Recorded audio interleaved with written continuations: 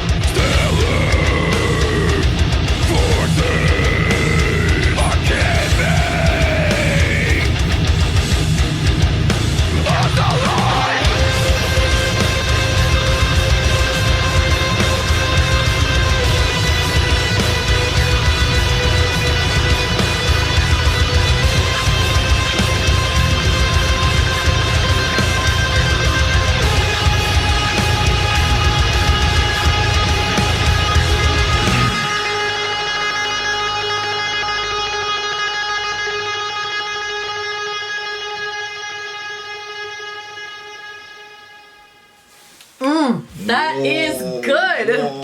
Yeah. Whoa. I'm a fan. I feel like we should give him $75 for introducing us to this band, and particularly this song. No wonder God you were so like, when is Almighty. He was like, no, I'm not in a hurry, but I did ask you on the 14th. For quite some I think it time. was the 14th, I'm not sure. Wow. Yeah. This song was crazy. Yes. It was heavy. At the beginning when it started out, I was like, wait, I can't catch it. Like, I can't get on the rhythm of it. Yeah. And then it was like heavy, and then there was like around minute 2, I thought, whoa. And then it went into like that other stuff that was like, just took you in the zone, man. And then it went heavy again, and I didn't expect that. This is prog metal.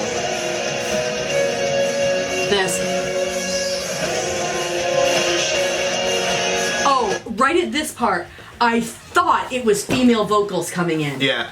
And I was like, no way! And then I realized it was, and it was the guitar. And it still sounded really great, and I still loved it, but I was like, oh, I wanted some female vocals in the back of that. Would have been so wild. But it was still, oh, my word. I'm a fan. My goodness gracious. I loved it. The middle, I love the melodic stuff. I love the contemplative stuff. This is definitely going to be a... It's weird, but definitely when I'm on the machines tomorrow. Oh, that's what I was gonna say. This is a song like that for me, though. This is definitely going. Yeah. This is definitely a travel song to the gym, for sure. Because oh man, the heavy parts were great, very unique. They did a lot of different stuff. This like I said, was proggy, and I generally not a fan of prog metal.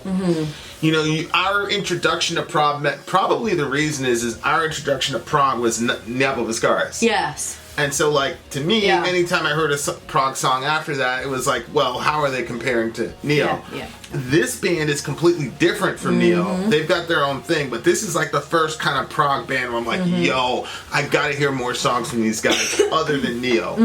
And I gotta reach out to Zen and be like, yo, when are you guys gonna tour with the Contortionist? Yeah. You know, that would be a crazy...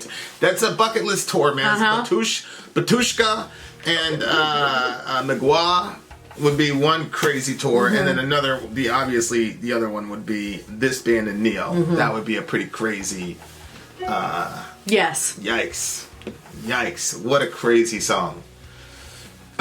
The record seems to be a concept album. Yeah. Somehow. Yeah.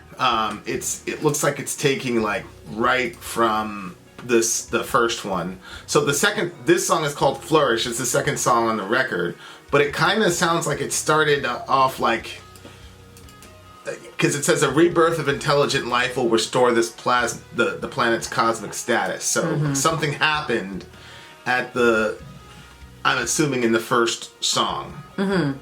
So, you know, you have been defined, But anyway. Yeah, if you go back to I thought of you when it said, as the surface draws into focus, every variance and nuance realized. Because you always speak like with nuance, and you know, people, lots of people don't see how nuanced a lot of things can be, or how, you know, how it's just...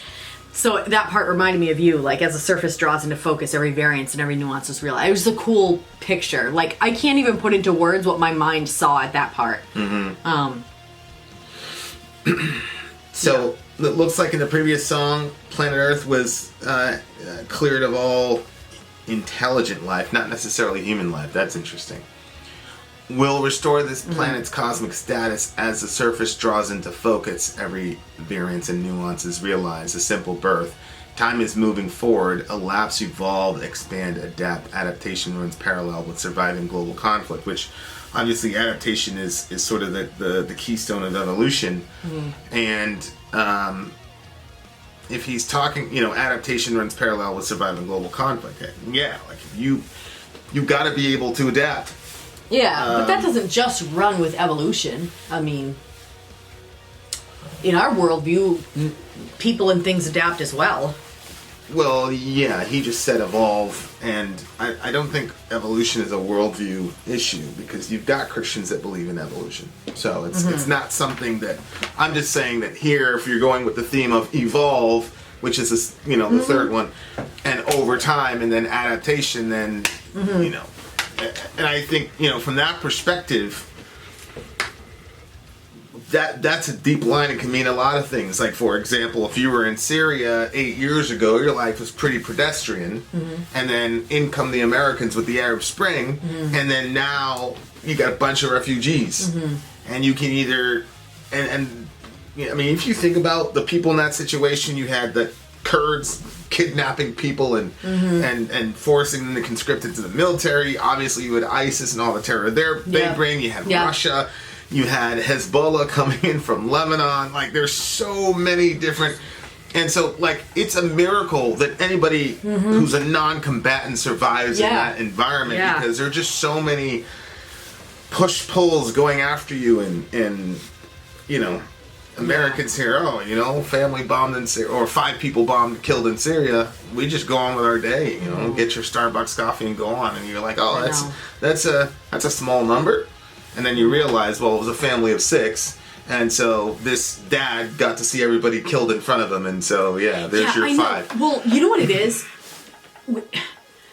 I remember when my uncle passed away, and, like, that was, like, one of, like, the bigger deaths that I've had in my family, and it was still my uncle. We saw him all the time. Right. Like, we lived, like, we were neighbors. Right. So it was a difficult transition, but at the same time, like, I just remember, like after the funeral, everybody was eating, and then the next day, like, I remember sitting in my room and just having, like, this moment where I was like, literally the world doesn't stop turning. Like, nobody cares. Like, there are some people that are still sad, but only the people that loved him directly are the ones that are sad. And then I wondered if sorrow was only just really selfishness, because it affected you. You know what I mean? And I'm like, because there are people dying of cancer all the time, but I'm not crying every day for the people that die of cancer. But because this person I knew, and I'm sad now that they're not here. You know what I mean? Like, and I just remember thinking about just how that is. And then, like, when you think about stuff like that, like, there's bombings. And like, you hear about a bombing and you hear about a family of 5 or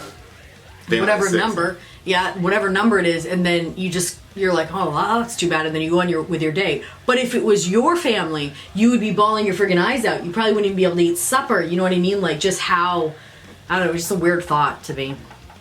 Well, yeah. Like, I understand that it's normal and it's human nature and stuff like that, but just the concept of why are we not so distraught at the death of any human being? Why is it only when they're connected to us are we the most upset? Yeah, I think it makes sense logically, but... I think there's a balance there in the sense of, like, if you...